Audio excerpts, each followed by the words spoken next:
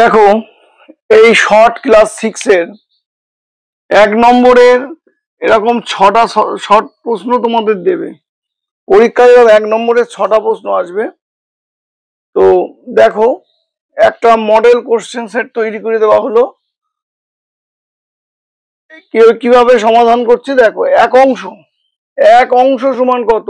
এক অংশ মানে হচ্ছে 100%। এক অংশ মানে 100%। প্রদত্ত পিচবোর্ডের কাগজটিতে 6টি বর্গক্ষেত্র আছে। বিন্দু অনুযায়ী ভাঁজ করলে যে চিত্রটা আমরা পাবো সেই চিত্রটা কেমন হবে? দেখো, এখানে ডট ডট ডট ডট দেওয়া আছে, এখানে ডট ডট ডট ডট দেওয়া আছে। তাহলে ভাঁজ করে দাও, এইভাবে ভাঁজ হবে। এপাশেরটায় ডট ডট দেওয়া এরকম ভাবে ভাঁজ হচ্ছে, এপাশেরটা এইভাবে ভাঁজ হচ্ছে। এখান থেকে যখন ডট ডট ডট ডট টানছো, এখান থেকে ভাঁজ করে দিচ্ছ, দিয়ে এই পার্টটা এই পাশটা যাচ্ছে, আর এইটা মাথা দিয়ে যাচ্ছে। তাহলে প্রত্যেকটা দেখো একটা বর্গাকার ছবি পেয়ে যাচ্ছ। এইটা ভাঁজ করছো, এপাশ থেকে এইটা ভাঁজ, এপাশ থেকে এইটা ভাঁজ, এপাশ থেকে এইটা ভাঁজ, এপাশ থেকে এইটা ভাঁজ, আর মাঝখান থেকে মাথায় যাচ্ছে, যেটা এইটা হচ্ছে মাথার দিকে চলে যাচ্ছে। তার মানে কি হলো? একটা আমরা ঘনক তৈরি করছি। একটা ঘনক, যেহেতু ঘনকের প্রত্যেকটা তল বর্গাকার, তাহলে আমরা ঘনক পাবো। এবার পেনের দৈর্ঘ্য পেনের দৈর্ঘ্য ঢাকনার দৈর্ঘ্যের 4 গুণ। তাহলে ঢাকনার দৈর্ঘ্যের 4 গুণ হচ্ছে পেনের দৈর্ঘ্য। তাহলে ঢাকনার দৈর্ঘ্য যদি তুমি 4x ধরো, x ধরো, ঢাকনার দৈর্ঘ্য যদি x একক ধরা হয়, তাহলে পেনের দৈর্ঘ্য কত হবে? পেনের দৈর্ঘ্য সেক্ষেত্রে হবে 4 গুণ, মানে 4x হবে। 4x হবে। তাহলে পেন এবং ঢাকনার দৈর্ঘ্যের অনুপাত, তাহলে পেন আর ঢাকনার দৈর্ঘ্যের অনুপাত কত? পেন আর ঢাকনা তার দৈর্ঘ্যের অনুপাত হবে, পেন হচ্ছে 4x আর ইস্টু ঢাকনা হচ্ছে x, দুদিক থেকে x বাদ দাও, তাহলে 4:1 হবে। কিন্তু এখানে বলেছে কি, পেন এবং ঢাকনার দৈর্ঘ্যের অনুপাতের ব্যস্ত অনুপাত। তাহলে 4:1, এই যে 4:1 এর ব্যস্ত অনুপাত কি হয়? 1:4 হয়। তাহলে হবে কি 1:4। পেনের দৈর্ঘ্য ঢাকনার দৈর্ঘ্যের 4 গুণ। তাহলে ঢাকনার দৈর্ঘ্য যদি x হয়, তাহলে পেনের দৈর্ঘ্য হবে কত? 4x।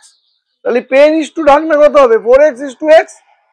এই দুদিক থেকে x বাদ দিয়ে দাও, বাদ দিলে কত থাকে? 4। আর এখান থেকে কিছু নেই, মানে কত? 1। তাহলে 4:1 এর ব্যস্ত অনুপাত হয়ে যাচ্ছে 1:4। তাহলে উত্তর হয়ে গেল 1:4। 1995 খ্রিস্টাব্দ থেকে 1915 খ্রিস্টাব্দ পর্যন্ত লিপিয়ার গুলির সংখ্যা কয়টি লিপিয়ার আছে? দেখো, ওই 1895, 1896 লিপিয়ার, 1896 লিপিয়ার। এর 4 বছর পরে যাও, এর 4 বছর পরে লিপিয়ার কোনটা?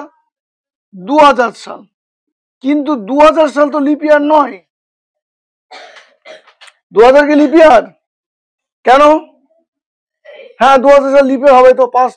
400 দিয়ে ভাগ করা যাচ্ছে, 4×5 = 20।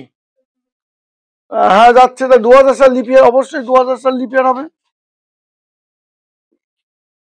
2000 সাল লিপিয়ার, তারপর 2004 লিপিয়ার, তারপর 2008 লিপিয়ার, তারপর 2000। ও না, আমার ভুল হয়ে গেল এখানে, আমারই ভুল। 2000 নয়, এখানে 1900 আসছে, এরপরে 1900 আসছে, এখানেই ভুল হয়ে গেছে। এখানে 1900 হবে। 1896 এর পরে কত হচ্ছে? 1896 সঙ্গে 4 যোগ করলে 1900 হয়। কিন্তু 1900 কে তো 400 দিয়ে ভাগ করা যাচ্ছে না, তাহলে এটাকে লিপিয়ার নয়। তারপরে 1904 হচ্ছে লিপিয়ার, তারপরে 1908 লিপিয়ার, তারপরে 1912 লিপিয়ার। তাহলে লিপিয়ার কটা হচ্ছে? 1, 2, 3, 4টে লিপিয়ার, তাহলে 4 হলো। শুদ্ধ আবৃত দশমিক কোনটা? দুটো জিনিস তোমাদের মনে রাখতে হবে, শুদ্ধ আবৃত দশমিক আর মিশ্র আবৃত দশমিক। শুদ্ধ কোনটাকে বলি আমরা? দশমিক সংখ্যার পরের থেকে, পরের যে সংখ্যাটা থাকবে তার মাথার থেকেই যদি পৌনঃপুনিক শুরু হয়, তাহলে শুদ্ধ হবে। দেখে নাও, এখানে শূন্যর পরে কত? 0 দশমিক, দশমিকের পরের সংখ্যা 3, তার মাথায় পৌনঃপুনিক শুরু, তাহলে এটা শুদ্ধ। 0.14, দশমিকের শূন্যর পরে, দশমিকের পরে আছে 1, তার মাথার থেকে পৌনঃপুনিক স্টার্ট হয়নি, তাহলে এটা মিশ্র আবৃত্তি দশমিক। 0.1, 2, 3, 2 এর মাথায় পৌনঃপুনিক, 3 এর মাথায় পৌনঃপুনিক। লক্ষ্য করে 1, দশমিকের পরের সংখ্যা হচ্ছে 1, তার মাথার থেকে কিন্তু পৌনঃপুনি শুরু হয়নি, তাহলে এটা কিন্তু মিশ্র আবৃত দশমিক, শুদ্ধ নয়। আর 1/6 এটা তো একটা ভগ্নাংশ, আবৃত দশমিকই তো নয়। তাহলে সঠিক উত্তর হচ্ছে 0.3 মাথায় পৌনঃপুনি। এবার কি বলছে দেখো, এক্স কে 2 দিয়ে গুণ করে গুণফলটি 3 থেকে বিয়োগ করলে হবে। দেখো তুমি লক্ষ্য করো, এক্স কে 2 দিয়ে গুণ করে, তাহলে এক্স কে যদি 2 দিয়ে গুণ করা হয়, এক্স কে 2 দিয়ে গুণ করলে 2x পাবো। সেই 2x টাকে কি বলছে, গুণফলটি, অর্থাৎ 2x 3 থেকে বিয়োগ করতে হবে। 2x থেকে 3 বিয়োগ নয়, কিন্তু 2x থেকে 3 বিয়োগ করতে বলছে না, বলছে এক্স কে 2 দিয়ে গুণ করে, অর্থাৎ এক্স কে তুমি যদি 2 দিয়ে গুণ করো পাবে তো 2x, তুমি পেলে 2x, এই গুণফল 2x হলো, গুণফলটি 3 থেকে বিয়োগ করতে বলছে, তাহলে 3 এর থেকে যদি 2x বিয়োগ করা হয় 3 মাইনাস 2x, তাহলে 3 মাইনাস, এই জায়গাটায় কিন্তু একটু ঘুরিয়ে দিতেছে। অধিকাংশ ছেলে মেয়েরা তুমি লিখবে 2x মাইনাস 3, অঙ্কটা ভালো করে পড়বে না কিন্তু।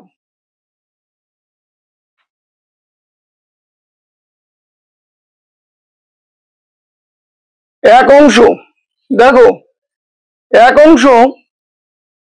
অংশ বলতে বোঝায় 100%। এই যে চিত্রটা আছে এটা আয়তক্ষেত্র, এই আয়তক্ষেত্রের এই যে দাগ আছে, এই দাগ বরাবর যদি কাটা হয় তাহলে আমরা এই যে দুটো ত্রিভুজ পাবো। এই দুটো ত্রিভুজ কি ধরনের ত্রিভুজ হবে? আয়তক্ষেত্রের দৈর্ঘ্য এটা, এটা বড় বাহু, এটা প্রস্থ ছোট বাহু, তাহলে এই বাহুটার সাথে এই বাহুটা সমান নয়। আবার এইটা হচ্ছে আয়তক্ষেত্রের কর্ণ, তো এটাও কিন্তু এই বাহুর সঙ্গে এই বাহু তিনটে বাহু কখনোই সমান না। সমান যদি না হয় তিনটে বাহু, তাহলে অবশ্যই সেটা কি ত্রিভুজ হবে? বিষমবাহু ত্রিভুজ হবে। কিন্তু লক্ষ্য করতে হবে, কিন্তু এই যে আয়তক্ষেত্র, আয়তক্ষেত্রের প্রতিটি কোণ সমকোণ হয়। আয়তক্ষেত্রের প্রতিটি কোণ সমকোণ হলে এই কোণটা হবে 90°। এই কোণটা যেহেতু তখন এই ত্রিভুজটার এই কোণ 90°, আবার এই ত্রিভুজটার এই কোণ 90° হয়, তাহলে যে ত্রিভুজের একটি কোণ 90° তাকে বলা হয় সমকোণী ত্রিভুজ, তাই এটি সমকোণী ত্রিভুজও হবে। তাহলে বিষমবাহু ত্রিভুজ যেমন সঠিক উত্তর, সেরকম সমকোণী ত্রিভুজটাও সঠিক উত্তর।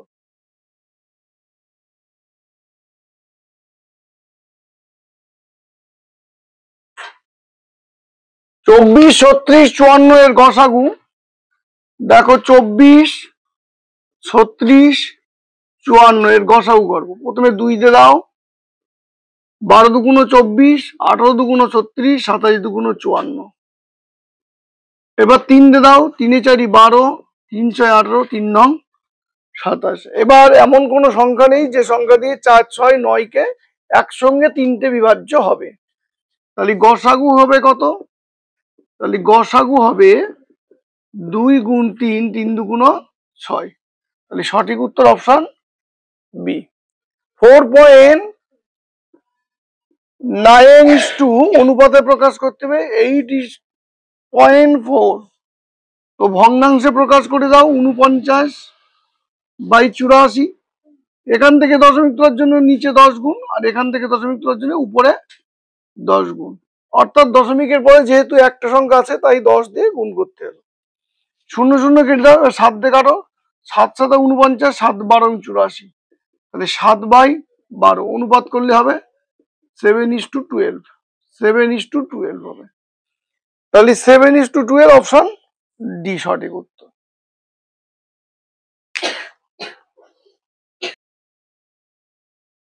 2010 সাল থেকে 2030 সাল পর্যন্ত লিপ ইয়ার গুলির সংখ্যা কত? তাহলে 2010 তো লিপ ইয়ার নয়, 4 দুগুণ 8, 3 4 12, তাহলে 2012 সাল লিপ ইয়ার। 2012 তার সঙ্গে এবার 4 যোগ করো, 2016, 16 আর 4 20, তাহলে 2020, 20 আর 4 24, 2024, 24 আর 4 28, 2028, 28 আর 4 32, তাহলে 2032 বেশি হয়ে যাচ্ছে। তাহলে 1টা 2টো 3টে 4টে 5টা, লিপ ইয়ার হচ্ছে 5টা সাল। এক্স এর 3 গুণের সঙ্গে 8 বিয়োগ করলে কোন বীজগাণিতিক সংখ্যামালাটি পাবো? তাহলে এক্স এর 3 গুণ মানে কত? এক্স এর সঙ্গে যদি 3 গুণ করা হয় তাহলে 3x পাবো, তার সঙ্গে 8 বিয়োগ করবো, তাহলে বিয়োগ 8, তাহলে 3x বিয়োগ 8, 3x বিয়োগ 8 সঠিক উত্তর।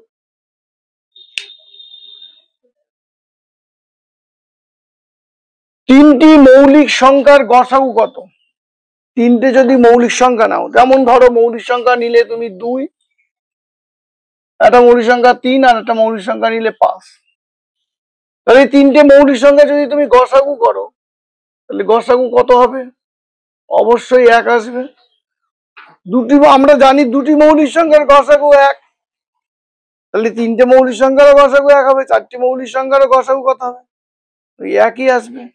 মৌলিক সংখ্যার একটাই মাত্র সাধারণ উৎপাদক থাকে, তাই তো, সেটা হচ্ছে 1। সেই জন্য মৌলিক সংখ্যার গসাগু করলে 1 হয়। তাহলে তিনটি মৌলিক সংখ্যার গসাগু হচ্ছে 1। একটি বৃত্তের বৃহত্তম জ্যাকে কি বলা হয়? তার বৃত্তের বৃহত্তম জ্যা হচ্ছে বৃত্তের ব্যাস, বৃত্তের ব্যাস বলা হবে। বৃত্তের বৃহত্তম জ্যাকে বলা হয় বৃত্তের ব্যাস। এক্স কে 2 দিয়ে গুণ করে গুণফলটি 3 থেকে বিয়োগ করলে সংখ্যামালাটি হবে। দেখো এক্স কে 2 দিয়ে গুণ করলে পাবো 2x, এবার গুণফলটি অর্থাৎ 2x 3 থেকে বিয়োগ করতে হবে, তাহলে 3 এর থেকে 2x বিয়োগ 3 মাইনাস 2x। এত এর অনন্য কত? দেখো 1 পূর্ণ 3/5 মানে কত? নিচে 5 আছে, 5 থাকলো, 5 1 কে 5 আর 3 যোগ করো, 5 আর 3 এ 8, তাহলে 8/5 এর অনন্যক। এর অনন্যক, অনন্যক মানে উল্টিয়ে যাবে, উল্টে যাও, 8/5 উল্টে গেলে কি হবে?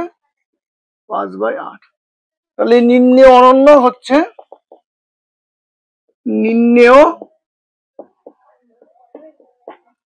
অনন্যক 5/8।